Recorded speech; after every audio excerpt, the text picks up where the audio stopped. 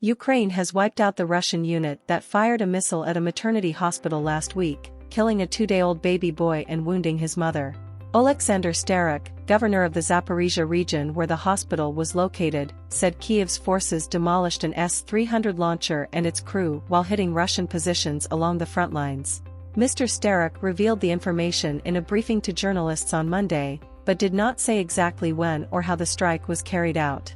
The maternity hospital, in the city of Vilniansk, was struck around 2 a.m. on Wednesday last week, killing the boy named Serhiy Podlyanov, who has been dubbed the youngest victim of Russia's war.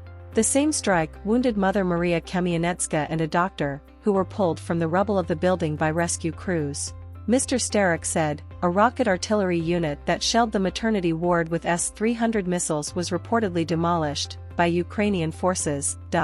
He said additional strikes were carried out on Russian forces in Melitopol and Tokmak, and credited guerrilla fighters for providing their locations. Serhiy was laid to rest on Thursday in a service attended by 15 people including Mother Maria, who wept over his open casket and had to be held upright by her own mother and sister-in-law. The boy was Maria's fourth child. She also has a 7-year-old son and 2 daughters according to the Washington Post. Serhiy died moments after Maria had finished nursing him, and had laid him down in a cot next to her bed to sleep.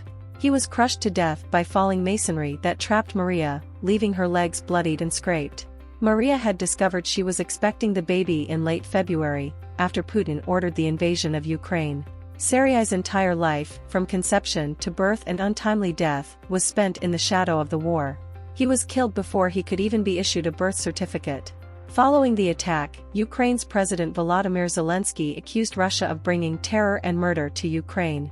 The enemy has once again decided to try to achieve with terror and murder what it wasn't able to achieve for 9 months and won't be able to achieve, Zelensky said on social media.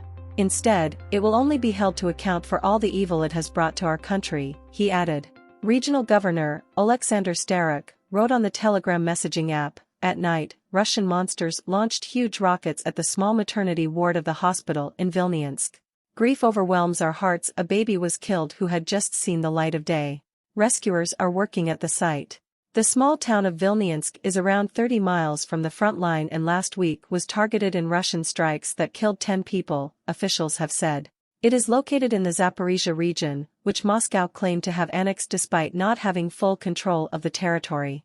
The strike in Vilniansk, close to the city of Zaporizhia, adds to the gruesome toll suffered by hospitals and other medical facilities and their patients and staff in the Russian invasion entering its 10th month this week.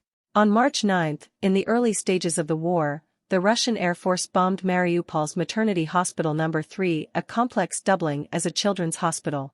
The strike killed 3 people, injured at least 16, and caused at least 1 stillbirth.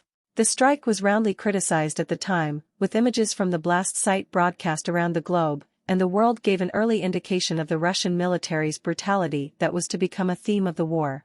In one image, a heavily pregnant woman was seen being led down the stairs and stretchered away through the rubble, her face covered in blood. Another pregnant woman was also seen being stretchered through the rubble-covered courtyard of the hospital. She and her baby later died. Moscow insisted it was staged, despite overwhelming evidence on the contrary.